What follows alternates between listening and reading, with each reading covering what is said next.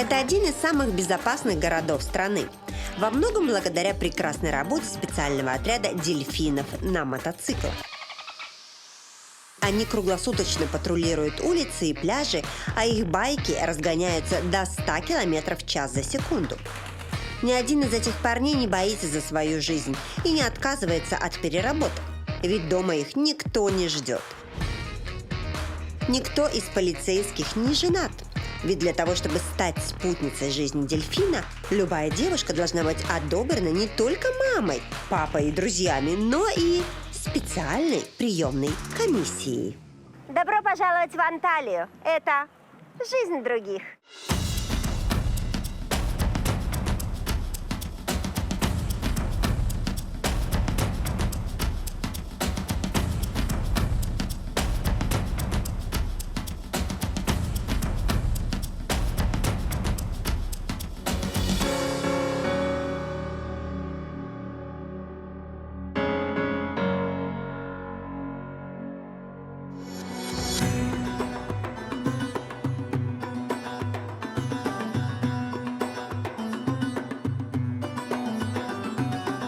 То, что Анталия один из самых знаменитых курортов в мире, я думаю, об этом все знают.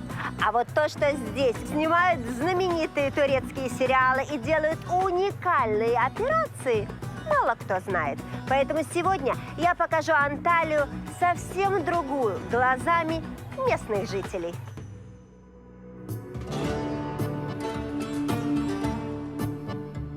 Если бы я родилась в Анталье, могла бы поступить в медицинский институт и стать уникальным доктором, как Амер Асган. Я бы делала пересадки лиц и изобрела бы технику, которой обучались миллионы врачей в разных уголках планеты.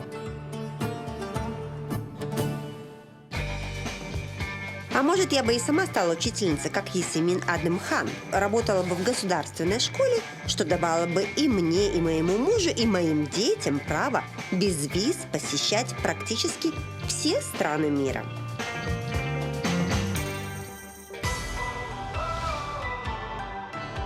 А к старости лет, как Хенса и Ур Текче, переехала бы далеко-далеко, в самую глушь, и была бы абсолютно независима от внешнего мира. Ела бы исключительно продукты, выращенные собственными руками, и пила турецкий кофе с подноса времен Османской империи.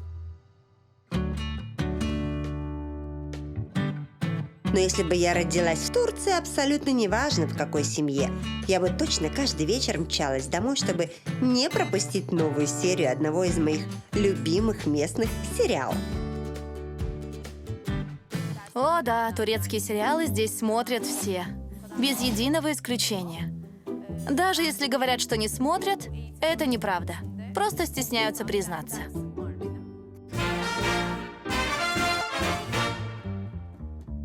Когда я была в Бразилии на киностудии, я спросила, кто ваши главные конкуренты по производству сериалов. Все как один сказали – турки. Вот так. Турция снимает от 100 до 200 сериалов в год. Сами продюсеры определяют свой стиль как более близкий к индийскому Болливуду, чем американскому Голливуду. У нас больше драмы, эмоций, невероятные истории. Даже в местных актерских школах как образец берут индийский подход. Ориентируются на звезд Болливуда.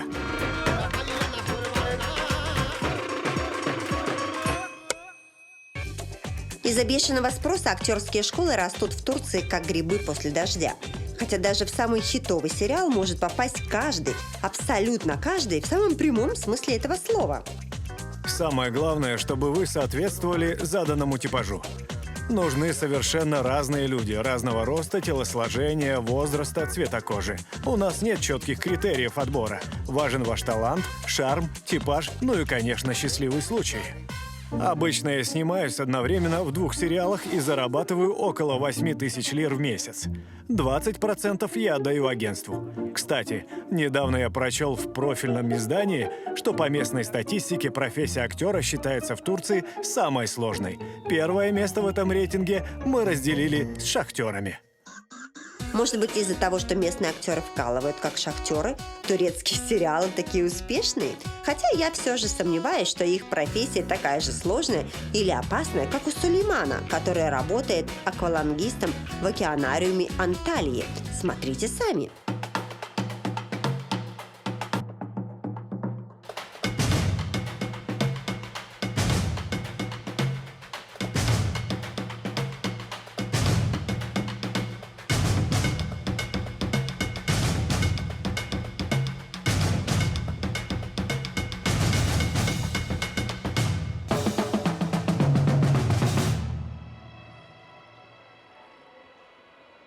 Я только что видела, как вы кормили рыб. Это просто такое зрелище потрясающее. Это вам рыба порвала? Да, Серьезно? Какая рыба так царапала тебя? это была акула. Во время кормления цапнула меня. Ну это кошмар. А какие-то более серьезные повреждения наносила акула вообще вам? Или коллеге твоему? Нет, серьезных травм еще не было. Но кормить таких рыб, конечно же, больно. Поэтому у нас специальные металлические перчатки с защитой, которые акульи зубы не могут прокусить. Ну какие-то акулы, я хочу тебе сказать, да, вот человек приходит и кормит, понимаешь, дает им еду, понимаешь, говорит, на тебе, не надо ничего добывать самому, понимаешь. Она, видишь, какая. Мы стараемся поддерживать здесь натуральную среду обитания для рыб. Поэтому, конечно же, как и в дикой природе, у них происходят конфликты. Мы стараемся не мешать, но если есть угроза жизни какой-то из рыб, иногда вмешиваемся. Я видела, кормите их какой-то маленькой рыбкой, да? Или что-то еще вы даете? Да, но это меню на сегодня. А так у них каждый день разный набор рыбы. Также даем им кальмаров, осьминогов, другие морепродукты, чтобы акулам не надоедало. Чтоб не надоело еще. Вот меня бы мама кормила бы черную икру, я бы на него никогда бы не обижалась. Пусть бы кормила и кормила. Я не знаю никакого разнообразия. Посмотрите, какие еще такое вытворяют, а?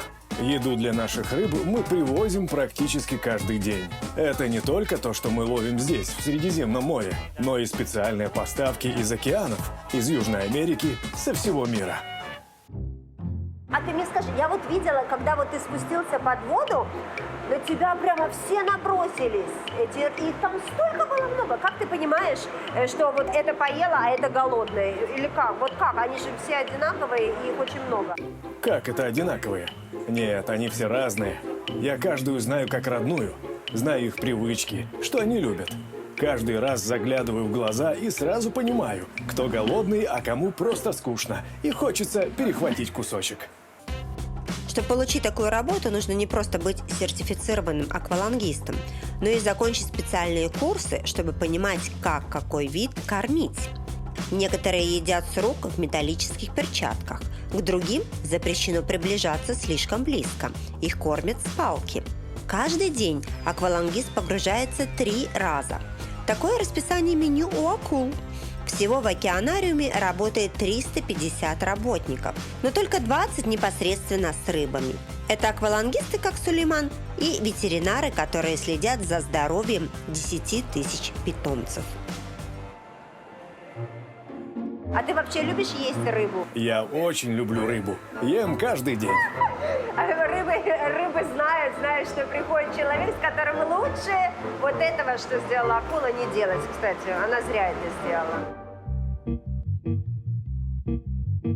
Каждый год в океанариум Антальи приходит 800 тысяч посетителей, каждый из которых покупает билет за $35. Некоторым выпадает возможность и самим покормить рыбок, правда, только самых маленьких. Ну, такая здоровая рыба, что я боюсь, что она меня сейчас заберет. Давай, ну берите, кто будет? О, ничего себе! Откусила кусок соски. Обалдеть! Вот это да! Я такого еще не видела, чтобы рыб кормили из сосок. Боже, а рот как открывает, посмотри. Рот и так дергает, как моя собака. Ой, какая... Закончилось, ребята. Все, финита. Ля комедия. Еда закончилась. Наелись? Даже таких малышей кормить довольно опасно, скажу я вам. Но я не боялась, так как в случае чего местная медицина спасет любого. Что принято оставлять после себя? Ну, кто что может. Кто дом, квартиру, рукопись, я не знаю, кто-то пианино, в конце концов. А в Турции принято оставлять свои внутренние органы в наследство. И я, и мой муж завещали свои органы университету и больнице. Так же, как волонтеры, мы проводим консультации для тех, кто задумался над такой возможностью. Я служил в армии, и там нас обязательно спрашивают, согласны ли мы стать донорами в случае смерти. Я твердо сказал «да». У каждого из нас в турецких водительских правах есть специальная пометка «Согласен человек пожертвовать свои органы или нет». У меня написано, что я согласен. Именно в Турции делают вот уникальные операции по трансплантации. Почему именно здесь? В Турции очень хорошее медицинское образование. Сначала вы учитесь 6 лет на общей медицине, и лишь затем еще 7 лет вы учитесь по специальности. Это безумно тяжело. Почему-то все думают, что пластика – это исключительно для красоты, для моделей и актрис, а я занимаюсь только осложнениями, которые не дают людям жить. В Турции проводится самое большое количество операций по трансплантации органов в мире. Лишь в единицах госпиталей планеты могут повторить операции, которые делают именно в Анталии.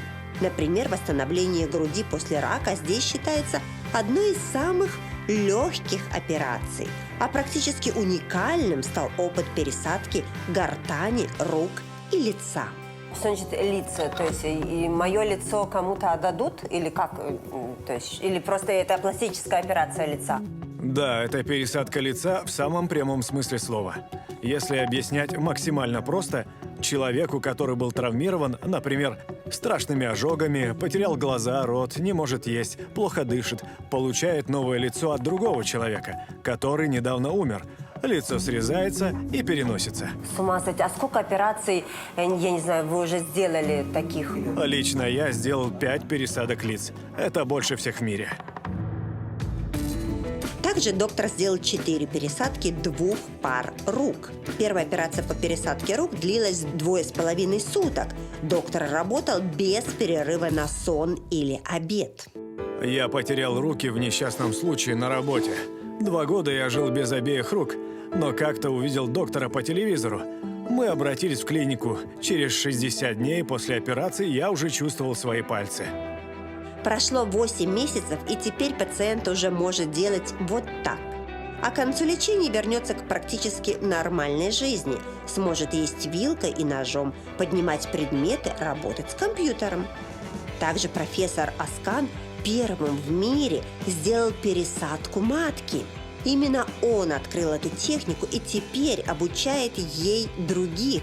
Первая в мире операция, которую исполнил доктор, была по пересадке матки от скончавшегося пациента. Но теперь популярный случай, когда орган жертвуют родственники, мама или тетя женщины. Женщина может рожать до 65 лет. Есть много причин, почему женщины этого не делают, но физически они способны выносить ребенка до 65. И что с этой женщиной, которой пересадили эту матку? Что с ней? Она живет сейчас и все нормально с ней? 3 месяца назад она родила прекрасного мальчика. Родила ребенка? Да, 9 лет она не могла забеременеть, но не сдавалась. Теперь она мама, как и многие другие женщины в разных уголках мира, которым помогли по моей методике. Медицина в Турции на таком высоком уровне, что когда заходишь в больницу, кажется, что из 2020 года ты попал как минимум в 2025. Я и сам врач-дантист, и ко мне очень часто приезжают пациенты из других стран. Сейчас становятся популярным специальные туры, когда человек приезжает на 15 дней на отдых у моря и заодно лечится у местного специалиста. Именно поэтому большинство молодых турок мечтают стать докторами. Самый популярный и самый тяжелый для поступления – медицинский факультет.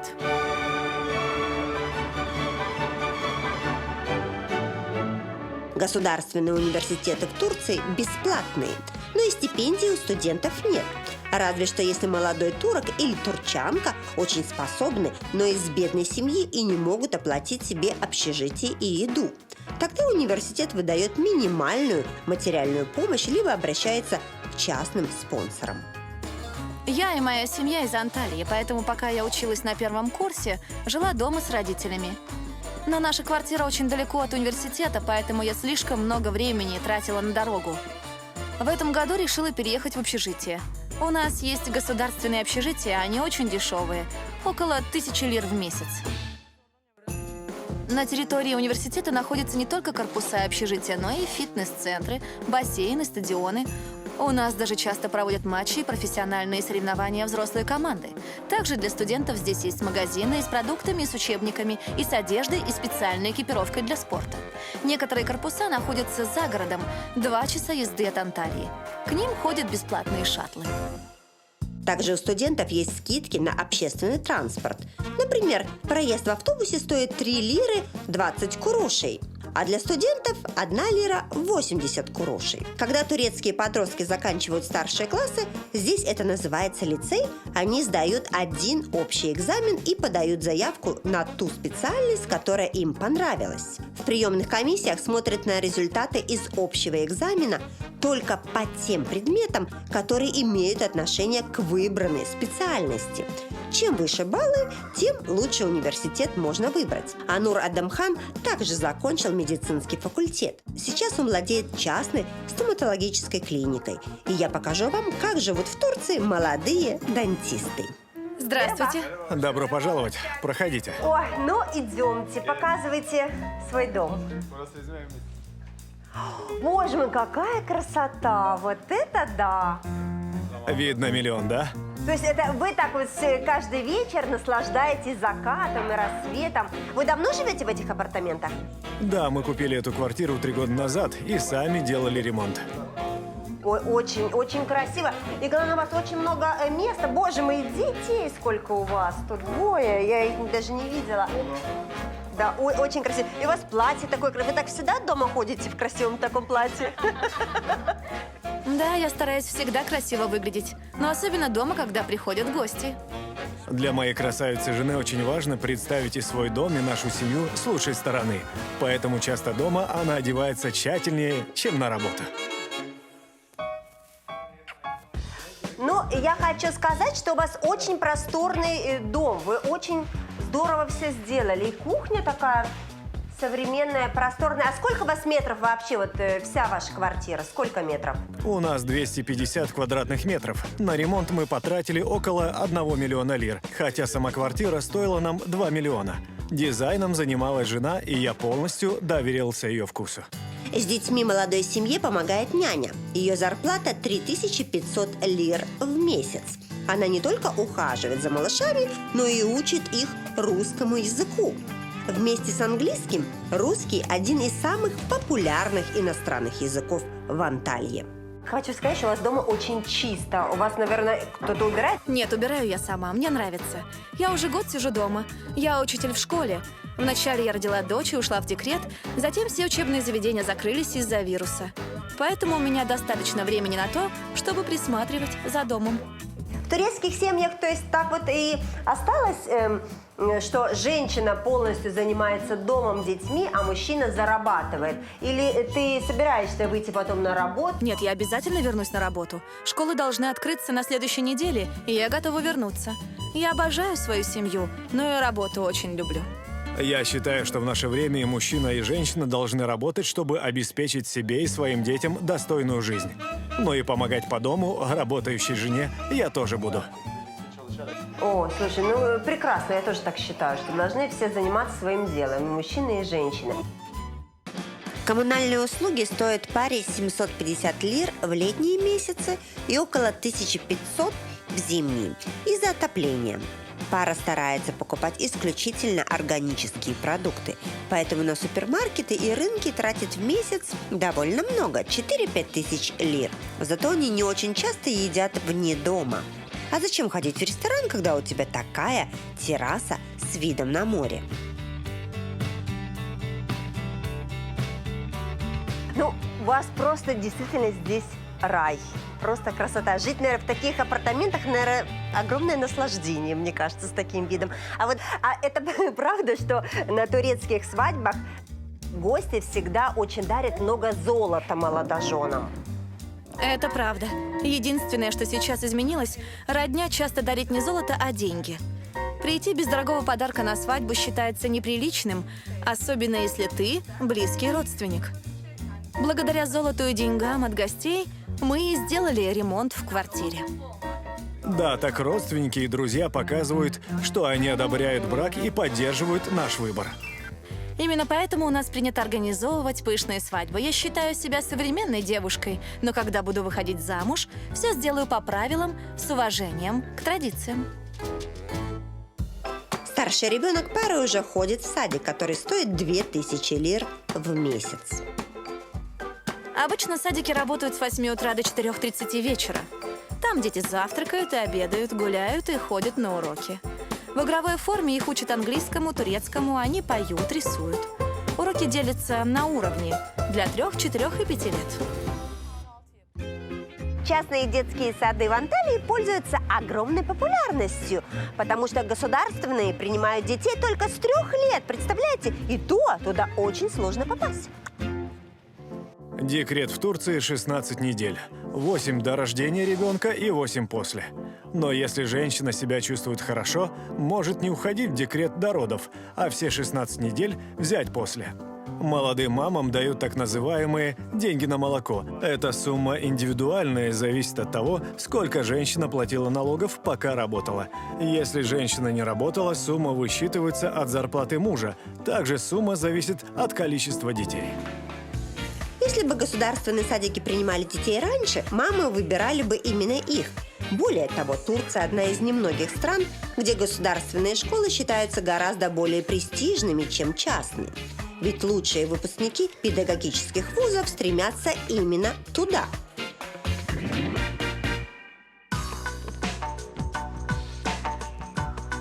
Выбирая между частной и государственной школой, учителя в Анталии всегда выберут государственную, потому что условия работы в ней гораздо лучше. Вот так. Быть учителем в государственной школе гораздо лучше по многим причинам. Во-первых, это престижно. Во-вторых, если у вас нет уроков после обеда, в государственных школах вы можете уходить домой, а в частных обязаны сидеть до конца рабочего дня, до 5:30 вечера, даже если вам нечего делать. Частные школы предлагают много дополнительных занятий на выходных, поэтому и в субботу учителя заняты. В государственных школах такого нет. Также после 2 лет работы в государственной школе я получаю так называемый «зеленый паспорт». Такой же дают моему мужу и детям. Благодаря ему можно без виз ездить в Европу и другие страны. В частных школах такого нет. Зарплата учителей в государственных школах часто в 2 раза выше, чем в частных, и с бонусами, надбавками за годы работы и дополнительными часами может даже доходить до 8000 в месяц. Хотя это редкость, а в среднем учителя зарабатывают 2500–3500 тысяч лир. Чтобы стать учителем в государственной школе, в Анталье нужно не только прекрасно закончить университет и пройти многочисленный, тяжелейший государственный отбор, но и отработать на востоке Турции по специальности от 3 до 6 лет. Дети же идут в школу с 6–7 лет. Обязательное образование длится 12 лет. Занятия начинаются в 8:30, а домой я прихожу около 6. Больше всего я люблю физкультуру, а вот все остальное не очень понимаю. Система оценивания в Турции от 1 до 5 баллов. Детей категорически запрещено наказывать, но это и не нужно.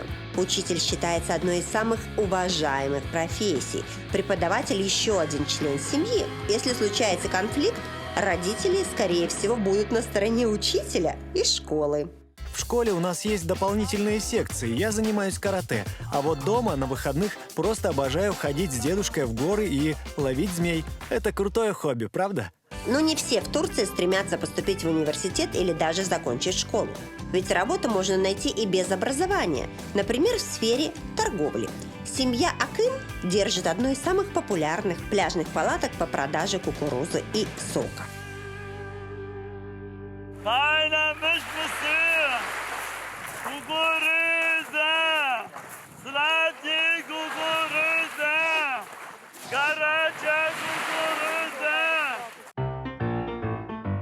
вот знаю, что в Турции очень популярны вот такие места, как ваши. Вы давно вообще работаете, занимаетесь этим? Я продаю кукурузу уже 27 лет. 27 лет? Да ты что? Так это практически всю жизнь.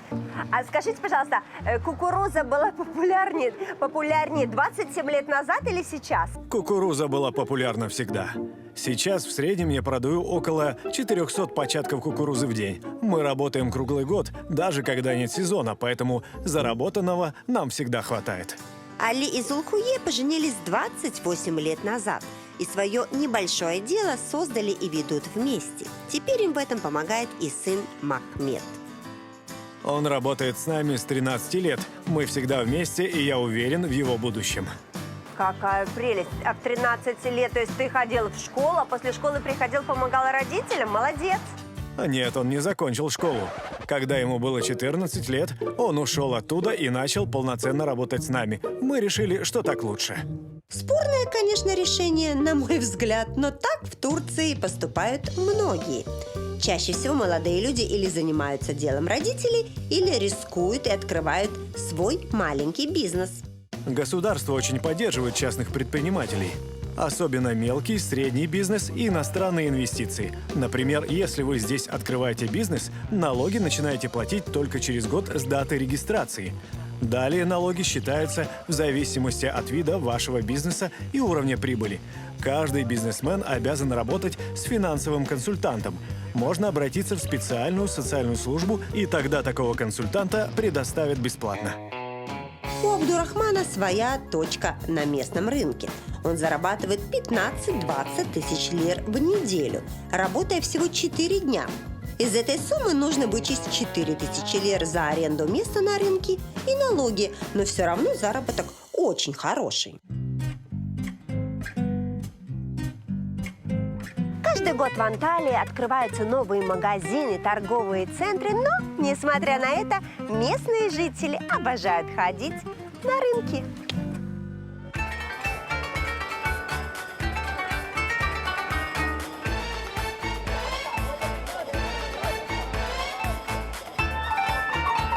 Каждый день на рынок приходит 2500–3 тысячи человек. Рынок – это не просто место, где можно купить что-то, что тебе нужно. Для турка рынок – это место встречи, прогулки и отдыха. Но для туристов главное место отдыха в Анталии – это, конечно же, пляж, отель, ресторан и дискотека. Я уверена, что вам всегда было интересно, что происходит за кулисами отелей, все включено. Пришло время узнать правду.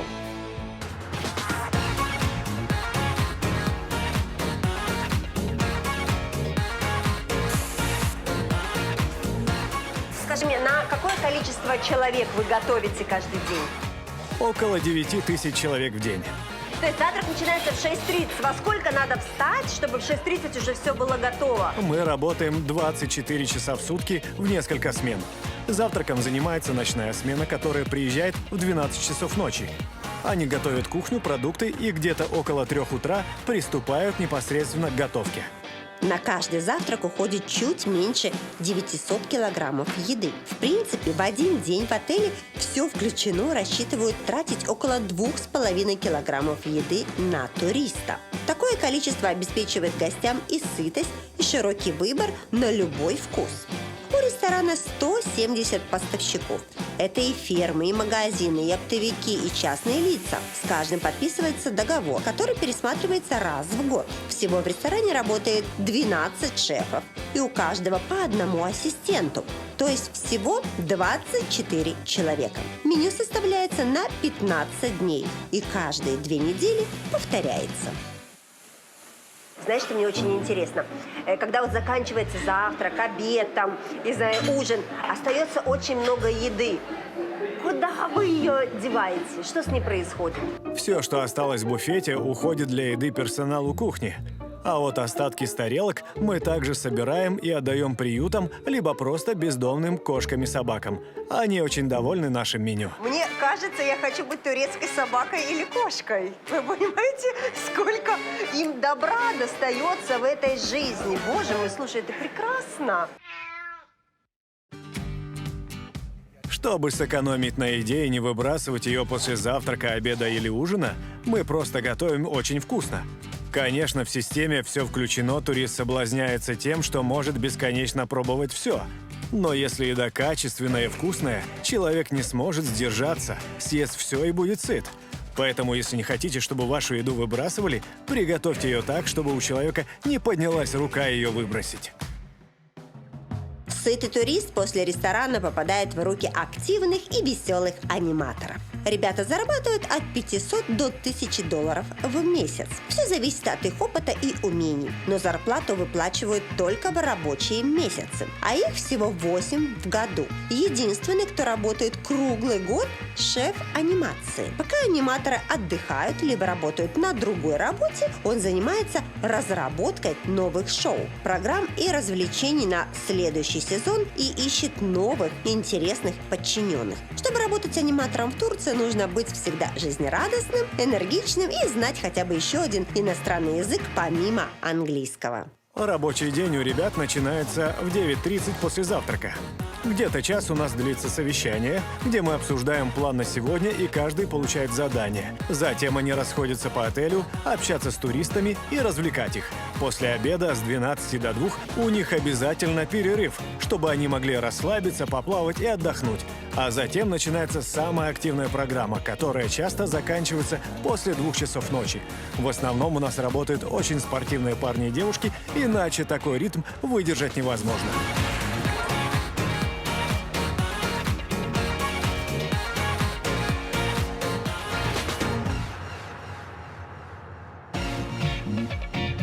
Хотите узнать больше о турецкой культуре, попробовать местную кухню, прикоснуться к древней истории? Туроператор Пегас Туристик организует ваш незабываемый отпуск.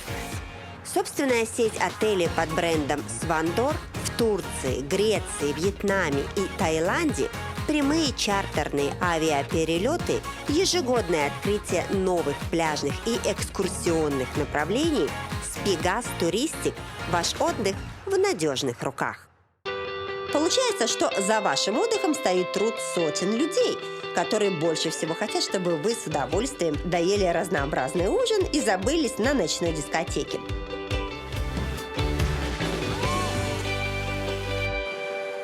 А вот о вашей безопасности в Анталии позаботятся тоже очень спортивные молодые люди.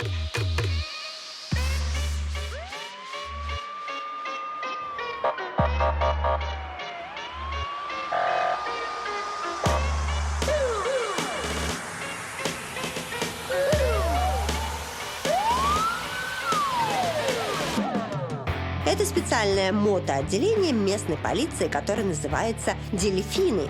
Очень уместное название, скажу я вам. На улице почти 40 градусов, и все сонно двигаются в паровой бане, словно в воде. Слушайте, сейчас так жарко, я, честно говоря, еле живая.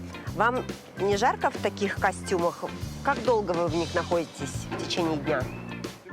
Это один из самых часто задаваемых вопросов. Да, у нас такая форма, у нас ненормированный график работы, а здесь постоянная жара. Но мы специально 5 лет обучались для того, чтобы овладеть этой профессией, в том числе привыкнуть к такому обмундированию. Мы называем себя дельфинтины, мы не просто полицейские. Нас учили виртуозно управлять мотоциклами, которые весят 300 килограммов. Также объяснили, как общаться с подозреваемыми, преступниками, жертвами и свидетелями. К сожалению, больше ничего рассказать не можем. Это секретная информация. А какие отборы у вас? Я вот смотрю, такие вот все ребята спортивные, высокие. Как-то, если ты маленький и щупленький, то тебя не возьмут в полицейский? Или ты можешь потом, не знаю, накачаться и тоже будешь такой здоровый парень? У нас есть строгие требования к физическим параметрам. Мужчины должны быть ростом минимум 175 сантиметров и с правильным здоровым весом. Вы удивитесь, но у нас также работает девушка. Это не запрещено. Сейчас ее нет, но она выйдет на вечернюю смену. А вот к женщинам требования строже, ведь им также нужно будет управлять очень тяжелым мотоциклом, и это необходимо учесть при подборе их параметров. Поэтому девушек мы берем только с ростом от 180 сантиметров и выше.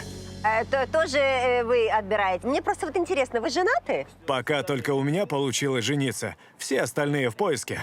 Дело в том, что всех невест и женихов турок, которые работают в государственных органах, в том числе полицейских и чиновников, тщательно проверяют. Если в биографии есть спорные моменты, криминал или темное прошлое, жениться запрещено. С другой стороны, это правильно. Психологическое состояние полицейского на работе очень сильно зависит от жены. Вдруг она будет какая-то кукулюлю, знаешь, сделает ему нервы дома, а потом он придет на работу и будет весь в нервах. Как он будет работать? Вот, видите, как продумано. Прежде чем жениться, спросите у окружающих, что они думают про вашу жену.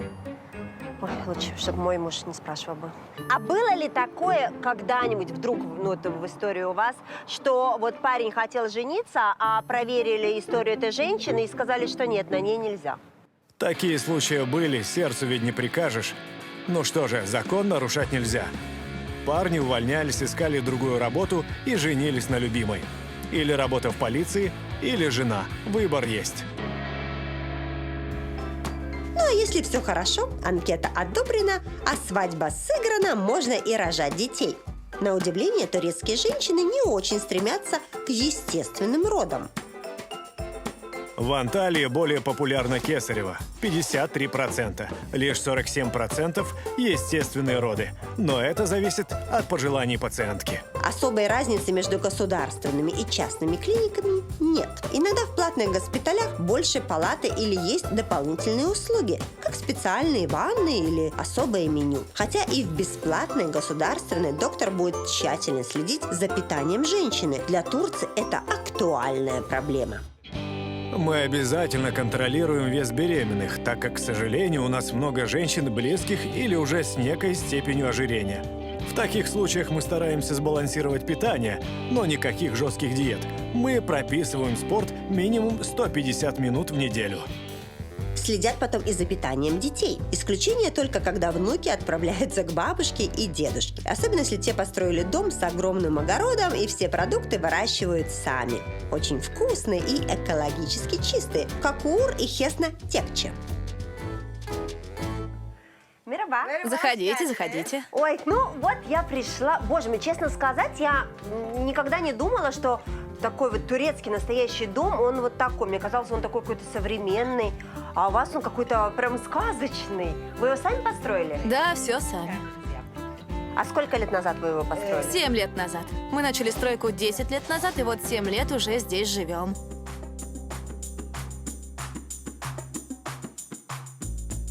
Это ваше произведение искусств, такая барная стойка? Да, это барная стойка современная. Мы сами придумали и воплотили в жизнь дизайн.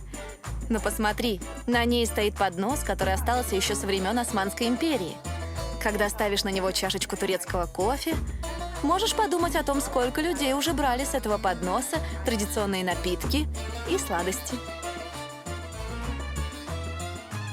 А скажи, а зимой не холодно? Потому что стены, я смотрю, не очень толстые. И батарей я тоже не вижу, и кондиционера не вижу. Мы стараемся жить автономно, не зависеть от города. Поэтому у нас есть камин. Наш дом на данный момент стоит около 700 тысяч лир. Сейчас очень растет спрос на недвижимость в Анталии, поэтому недвижимость дорожает буквально каждый день. Мераба. Добрый день. Муж пришел тоже с работы. Вот мне же интересно, сколько у вас тут стоят продукты, сколько вы тратите в месяц денег? Где-то 5000 лир. Это немного, так как почти все, что нужно, мы выращиваем сами. Мы собираем урожай помидоров, огурцов, перцев, консервируем их, либо замораживаем, и всю зиму едим экологически чистые домашние продукты. Также и с мясом наших коров. А коммунальные услуги, то есть вот свет, ну, отопления у вас нет, ну, вот вода все равно, вот электричество, сколько на это уходит в месяц? Всего 1000 лир в месяц. Практически все у нас на солнечных батареях, поэтому за электроэнергию мы не платим, только за воду. К тому же, когда мы сюда переезжали, здесь не было ни электричества, ни воды. И создание такого экологического дома нам показалось мудрым и правильным решением.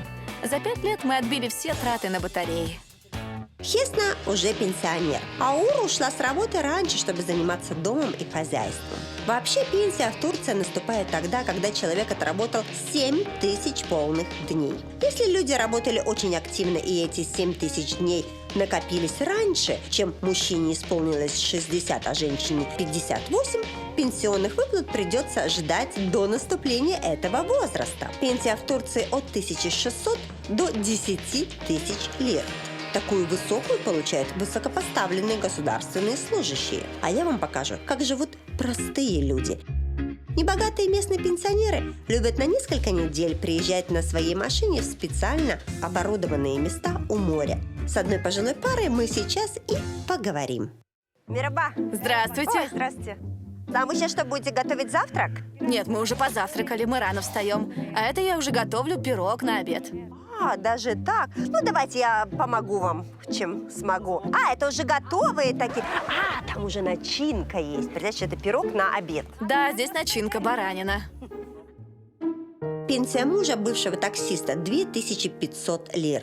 Хава никогда не работала, так как у нее 3 детей. Младшая дочь все еще не замужем, поэтому пока живет с родителями.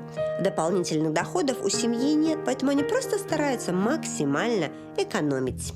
Вам хватает на жизнь или вам дети помогают? Какое там помогают? Мы еще им помогаем.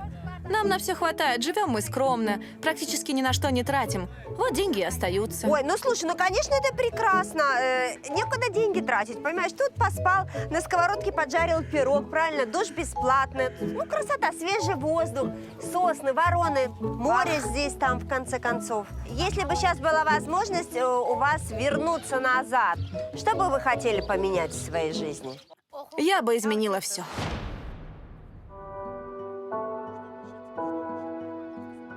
У меня была плохая жизнь, очень тяжелая. Я закончила всего 5 классов. Никогда не могла найти работу, разве что уборку. Мы всегда жили бедно и из-за этого много ругались.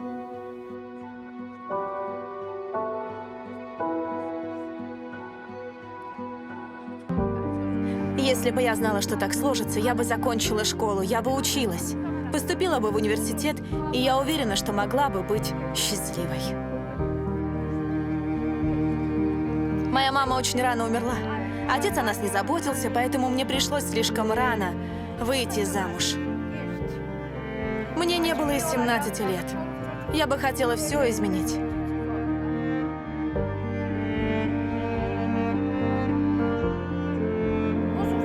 Но я не могу.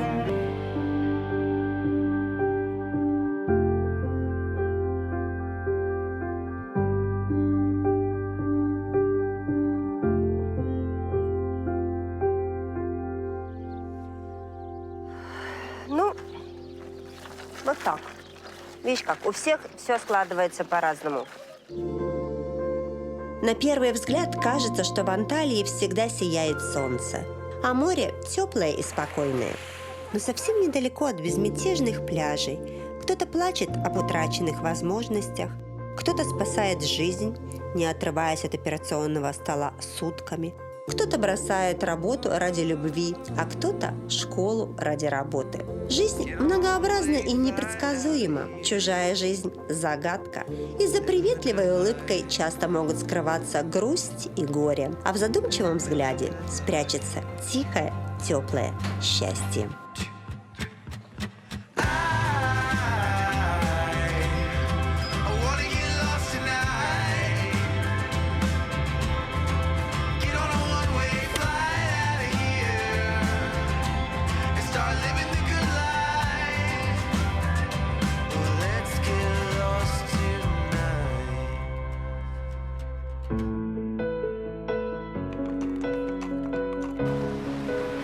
За пределы 5-звездочной гостиницы можно увидеть совершенно другую Анталию.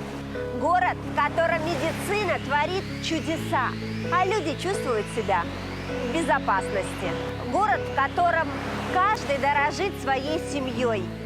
Город, который любит каждый местный житель без исключения, потому что... Здесь всегда тепло. Это рай на земле.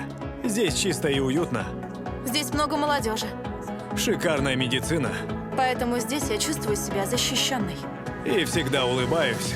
Мечтая о жизни других, не забывайте, что за яркими пейзажами и красивым фасадом всегда прячутся свои проблемы и недостатки. Поэтому наша жизнь может оказаться гораздо лучше и интересней.